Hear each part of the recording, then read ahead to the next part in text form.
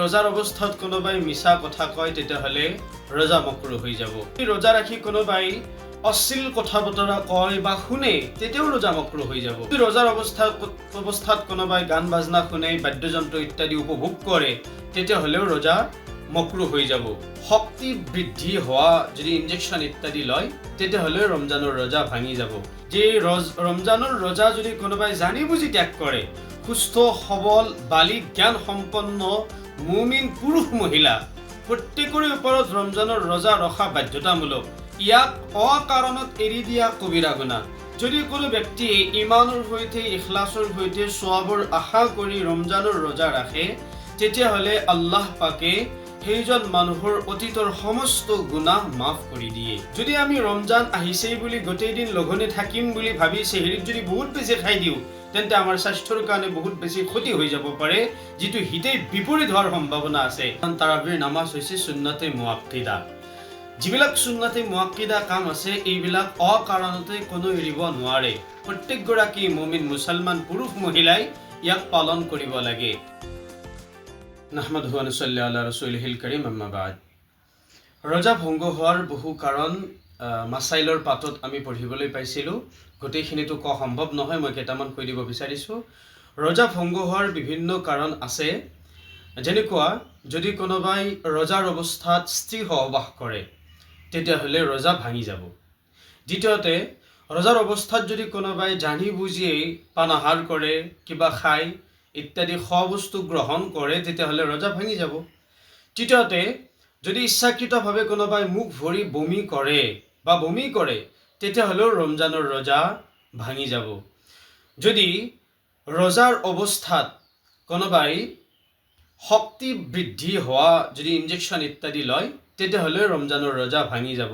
Injection লোৱাৰ এটা দিশ আছে, যদি বেমাৰৰ প্ৰতিষেধক হিচাপে যদি কোনোবাই লৈছে কিন্তু সেইটো শক্তি বৰ্ধন বা ভিটামিন ইত্যাদি নহয় তেতিয়াহ'লে ৰমজানৰ ৰোজাৰ কোনো ক্ষতি নহয়। কিন্তু শক্তি বৃদ্ধি হোৱাৰ বাবে বা পেটৰ ভোকক গুচোৱাৰ বাবে যদি কোনোবাই ইনজেকশ্যন লয় তেতিয়াহ'লে ৰোজা ভাঙি যাব। চতুৰ্থতে যদি মহিলাসকলৰ ৰোজাৰ অৱস্থাত হাইজ নিফাস হৈ যায় তেতিয়াহ'লে ৰোজা ভাঙি যাব।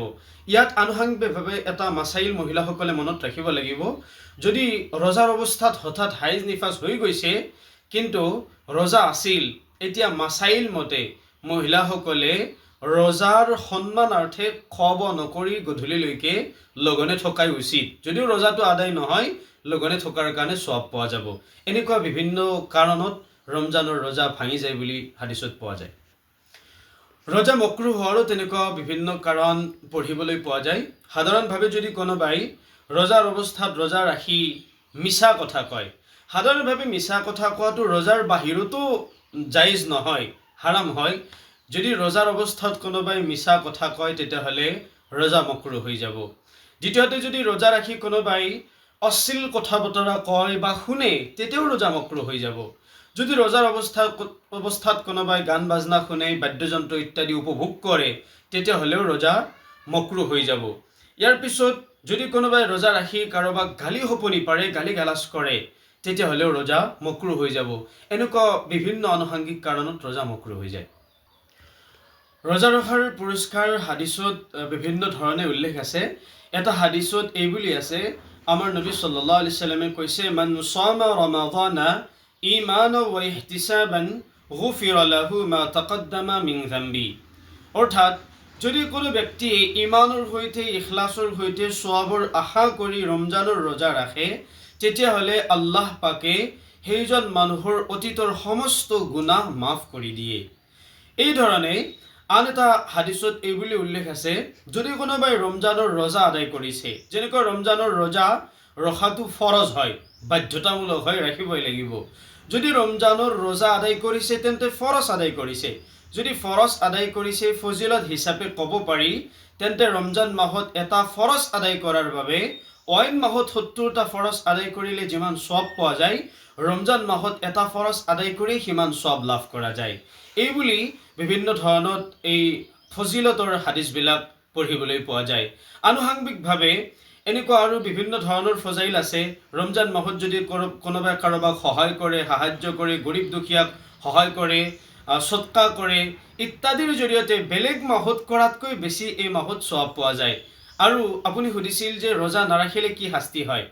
ৰোজা নৰখাৰ শাস্তিটো এইটোৱেই যে ৰমজানৰ ৰোজা যদি কোনোবাই জানি বুজি ত্যাগ কৰে, সুস্থ সবল বালিক জ্ঞান সম্পন্ন মুমিন পুৰুষ মহিলা প্ৰত্যেকৰে ওপৰত ৰমজানৰ ৰোজা ৰখা বাধ্যতামূলক। ইয়াক অকাৰণত এৰি দিয়া কবিৰা গুনাহ। কবিৰা গুনাহ যদি কৰিছে তেন্তে শাস্তিটো বাধ্যতামূলক পাবই, অপৰিহাৰ্য। সেই হিচাপে শাস্তিৰ এটা সৰু উদাহৰণ আমি দিব পাৰোঁ।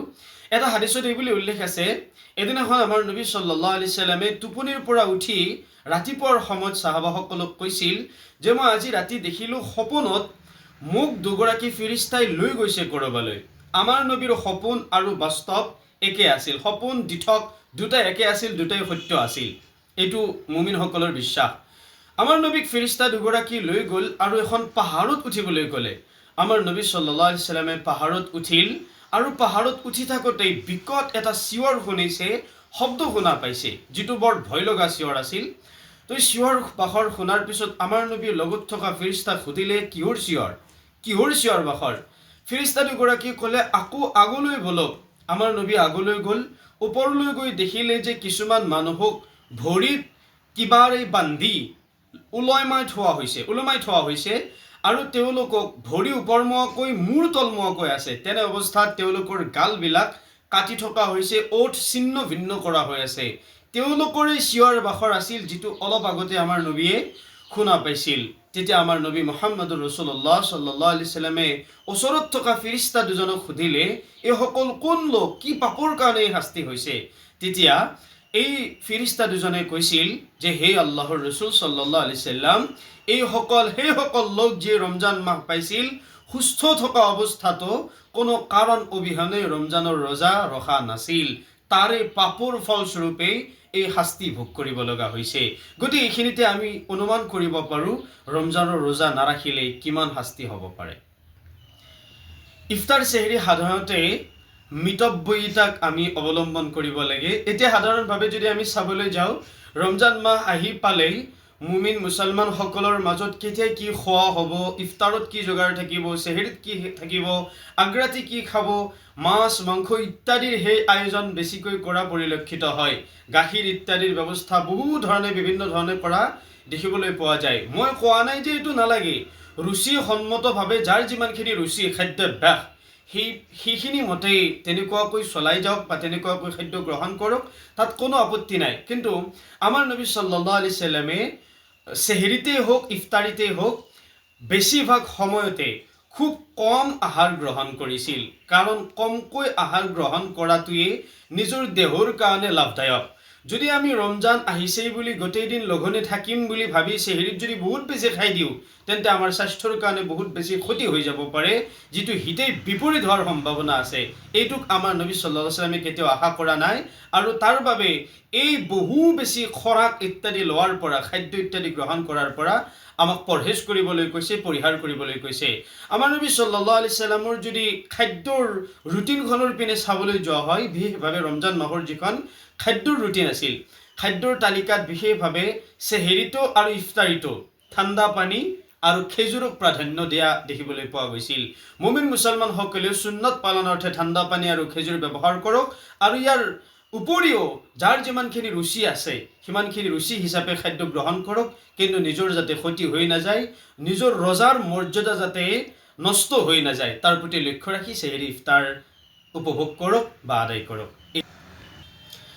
তাৰাৱীৰ ফজিলত আৰু তাৰাৱীৰ নামাজ কিয় পঢ়িব লাগে?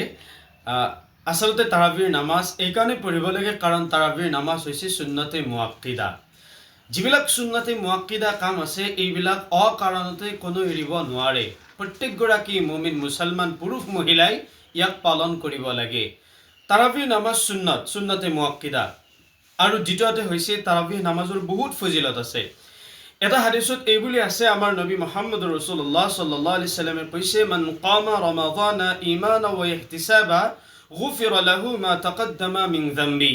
অৰ্থাৎ যি ব্যক্তিয়ে তাৰাৱীহ নামাজ ৰমজানৰ ৰাতি আদায় কৰা হয়, তাৰাৱীহ নামাজ যদি কোনোবাই আদায় কৰি ইমানৰ সৈতে ইখলাছৰ সৈতে সওৱাবৰ আশা কৰি, তেন্তে আল্লাহ পাকে সেইজন মানুহৰ অতীতৰ সমস্ত গুনাহেই মাফ কৰি দিয়ে।